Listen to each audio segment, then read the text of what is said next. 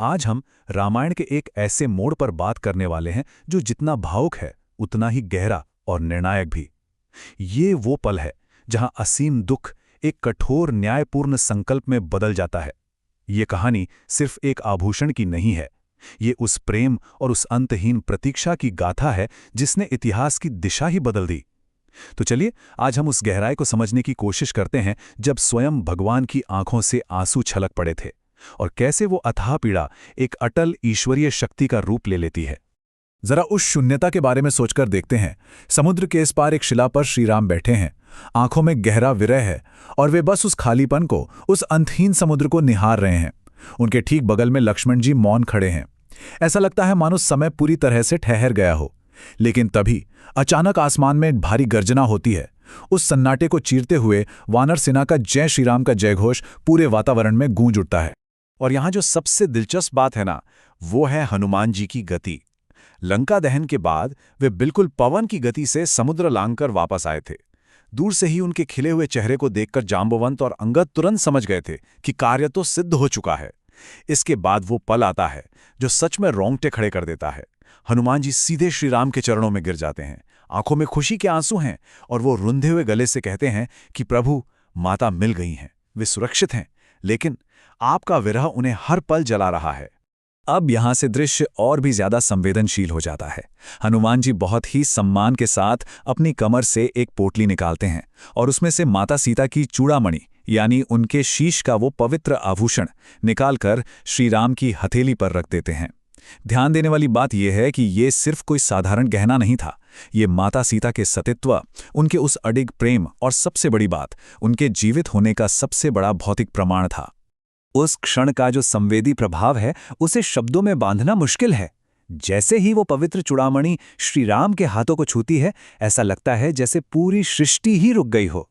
श्रीराम के हाथ कांपने लगते हैं। वो उस गहने को अपनी आंखों से लगाते हैं और उस चूड़ामणि की चमक उनकी नम और आंसुओं से भरी आंखों में बिल्कुल साफ झलकने लगती है।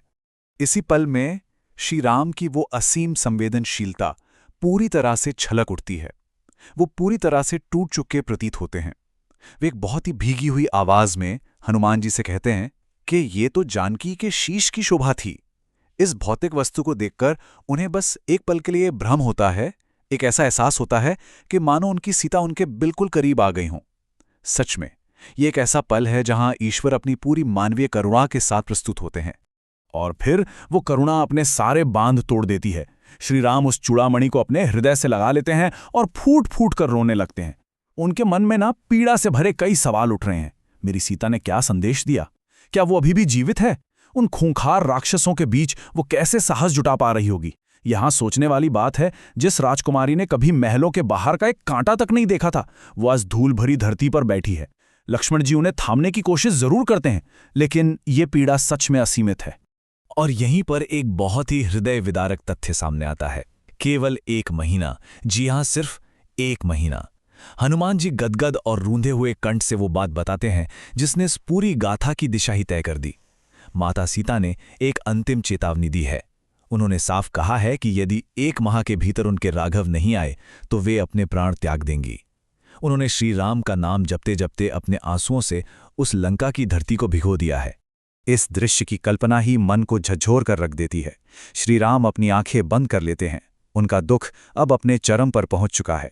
उनके गालों से गिरते हुए आंसू अब सीधे उस पवित्र चूड़ामणि पर गिर रहे हैं, मानो उनके वो आंसू सीता के उस प्रेम के प्रतीक को भौतिक रूप से धो रहे हों। ये विरह की सबसे गहरी खाई है जहां सिर्फ मौन और आंसू हैं। लेकिन ठीक यहीं से ये गाथा एक नया मोड़ लेती है। श्री राम अपने आंसू पोंछते हैं और हनुमान जी की ओर देखते हैं। उनकी आंखों में अब असीम प्रेम और कृतज्ञता है। देखिए, हनुमान जी ने वो कार्य किया था जो तीनों लोकों में कोई और कर ही नहीं सकता था, और श्रीराम के पास बदले में उन्हें देने के लिए कोई भी भौतिक वस्तु नहीं थी। यहां पर भगवान स्वयं को अपने ही भक्त का ऋणी महसूस कर रहे थे। इसके बाद श्री राम हनुमान जी को उठाते हैं और उन्हें अपने सीने से लगा लेते हैं। वो अत्यंत भावुक होकर कहते हैं, तात, मैं तुम्हारा ऋणी रहूंगा। यह सिर्फ एक भगवान और भक्त का मिलन बिल्कुल नहीं था, यह 2 जुड़ी हुई आत्माओं का सबसे पवित्र आलिंगन था। श्री राम पूरी तरह से यह स्वीकार करते हैं कि हनुमान जी ने सीता की सुधि लाकर उनके डूबते हुए प्राणों को बचा लिया है। यह कृतज्ञता की एक अलग ही पराकाष्ठा है। और अब आता है वो सबसे बड़ा बदलाव। पहले की वो आंखें जो गहरे दुख और विरह की पीड़ा से भरी हुई थीं, अब वो पूरी तरह से बदल चुकी हैं। श्री राम का वो अथाह दुख अब एक अटल, कठोर संकल्प में परिवर्तित हो जाता है। वे खड़े होते हैं। लक्ष्मण जी आगे बढ़कर उन्हें उनका धनुष, कोदंड सौंपते हैं। और अब उन आंखों में आंसुओं की जगह न्याय की एक ज्वलंत और अचूक चमक है।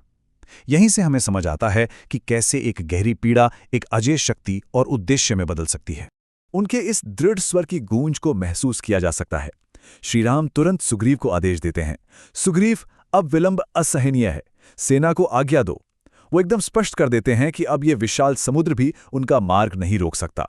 ये सीधी सी घोषणा थी कि अब शोक का समय पूरी तरह समाप्त हो चुका है और लंका के विनाश और धर्म की स्थापना का समय आ गया है। और इसी असीम संकल्प के साथ एक अध्याय का अंत होता है और दूसरे का आरंभ। सुंदरकांड यहां समाप्त होता है और युद्ध कांड का शंखनाद होता है। पूरा का पूरा वातावरण एक बार फिर जय श्री राम के उद्घोष से गूंज उठता है।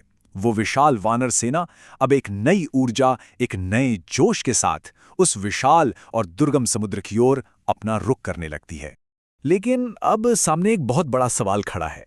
ये विशाल समुद्र जिसकी लहरें मानो आसमान छू रही हैं, क्या ये वानर सेना इस असंभव सी प्रतीत होने वाली बाधा को पार कर पाएगी?